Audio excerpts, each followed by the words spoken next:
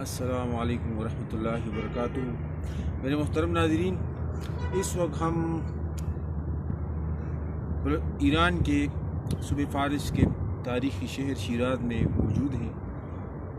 شیراز میں اس وقت ہم جبل سعدی، یہ ایک تفریحی مقام ہے اور یہ شیراز شہر کا نظارہ آپ یہاں سے بخوبی کر سکتے ہیں۔ ہم اس وقت پہاڑ کے اوپر ایک تفریحی مقام ہے، اس پر بیٹھے ہیں اور یہاں سے آپ کو پورے شیراز شہر کی وہ ایک جھلک دکھاتے ہیں۔